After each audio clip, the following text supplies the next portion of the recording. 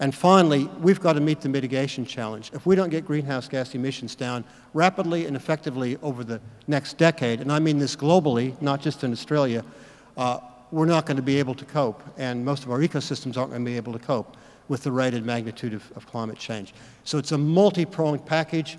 We need to make space for ecosystems to adapt. We need to make space for them to move. But at the same time, we've got to get a handle on getting emissions, greenhouse gas emissions down. Well, I've run out of time, Kerry, so I'll stop there. Well, thank you so much, Will. And as Will says, unless we mitigate climate change, we have some very serious situation pending. And we kind of just, I feel a little bit like a little penguin, Will. You're sort of saying there's this incredible disaster pending, and I know that all of us here are trying to do something about it, but I'm not sure that we're not sitting in our burrows, so I think we better do what Will has said and not be like little penguins and actually learn and get into this unknown territory and do something about it. So thank you, Will. So it's my great pleasure to introduce Dr. Paul Sinclair. Paul is the Healthy Ecosystem Program Manager with the Australian Conservation Foundation. The work that him and his team are doing includes working just the small task of saving the Murray, saving the oceans of southwest Western Australia and the Coral Sea, and also the riverine and wet forests of southeast Australia, among other things. Before moving to the Australian Conservation Foundation, he was Director of Environment Victoria's Healthy Rivers campaign. He's an honorary research fellow at the Australian Centre at the University of Melbourne, and he's worked as an environmental activist, writer and educator in Victoria, New South Wales and South Australia. And he tells us that his book, The Murray, The River and Its People, can be found at all good flea markets. So thank you, Paul. Thank you. I'd like to acknowledge the traditional owners of our beautiful country and all those Australians who are working to restore its grandeur. Thanks for giving up a bit of your Sunday to come and listen to the talks today. We really appreciate it. I think the challenge is clear, is that Australia's ecosystems are the continent's natural life support system. It's only because those ecosystems function that you and I are able to live here. Those ecosystems are under extreme threat, and clearly we need unprecedented investment and action from both the Australian and Victorian governments to protect and replenish those natural life support systems. And as Will has pointed out, that we have an amazingly complex set of problems and potential solutions out there. And personally, I find when I'm out in these places that the scale and the complexity of the challenge can often feel overwhelming. And for me, one of the sources of clarity I get is from stuff like stories. And one of the most powerful stories that is helping me understand both the challenge that we face and what I think the potential solution is this wonderful story called One Fine Day, which my mum and dad bought me when I was a little tacker in the late 60s.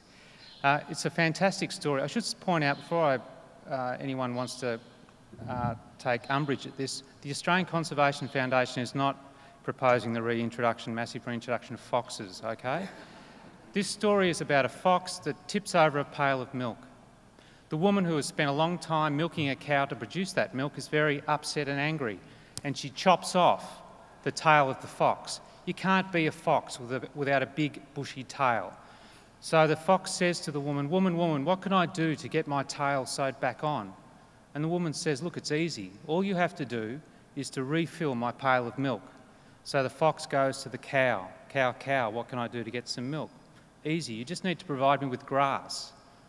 Goes to the field. Field, what do I need to provide the grass, to provide to the cow, to produce the milk, to refill the pail so I can get my tail sewed back on? And on and on and on it goes. What the fox has effectively done by his action is break a series of connections that keep the world functioning. He's trapped in a terrible set of relationships from which he can see no way out, until he comes to a good man, a miller, who, unlike all the other characters in this story, listens to what the fox is seeking and decides to give him something for nothing in an act of generosity and empathy to another species. And the result is that all those broken connections are remade, that the field receives its water, that the cow receives its grass, that the woman receives her milk, and the fox receives its tail, lovingly sewed back on. I think this is a really important story for understanding the predicament that we're in and the potential pathway out of this series of broken connections. The themes of this story are: we don't live in isolation. Our well-being is connected to the health of each other and to other species. The consequences of breaking connections are far-reaching, they're difficult to undo, and they're very, very dispiriting. But importantly, these connections, if we make the space, can be remade. This is the Lindsay-Walpolla floodplain, northwest of Mildura, a photograph taken last week. Victoria is a landscape in which connections are broken. We know those awful figures about the levels of clearance of vegetation as one of the key indicators of the health of biodiversity. Those figures are very dispiriting. We know that many of our native animals and plants are under extreme threat of extinction. We know that we have the worst waterways in the country, that the Goulburn River was identified as the worst river in the Murray-Darling Basin. Now those connections are being broken. These black box trees here, and you can see in the large, you may be able to see in that large one there, there's actually it's a scar tree. So a couple of 100 years ago, some traditional owners have cut out something from that tree. We're losing the cultural heritage by that tree dying. This forest is dying because we've broken the connection between the river and the floodplain, because we take too much water from the river. That process has been exacerbated by a drying climate. So it's the combination of what we've done in the past with the future that's sort of breaking upon us now that is our great challenge. So what? All right, a few trees are dying up along the Murray. Maybe we have to pay more to purify our water.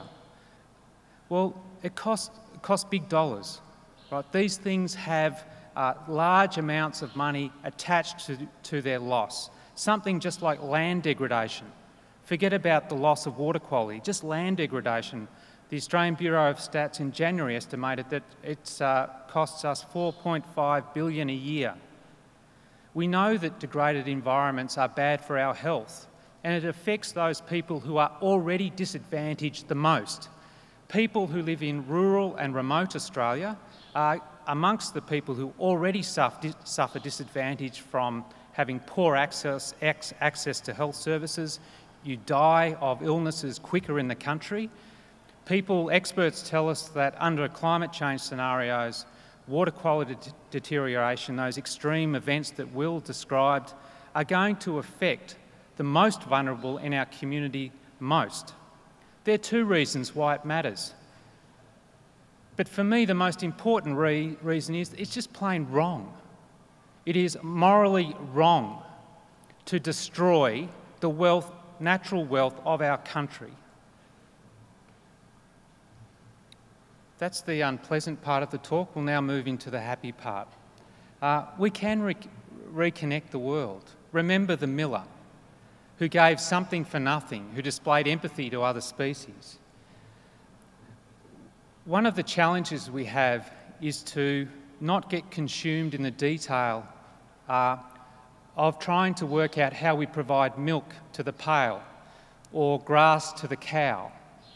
We need to focus on the moment, the action that can make the big step forward, that can bring together all the different challenges we have, like the miller, and break the chain, remake the chain. Now, for me, I believe no matter what our scientists tell us about what we need to do on the ground to make those reconnections, we do not have Australian governments agreeing that that is a national priority.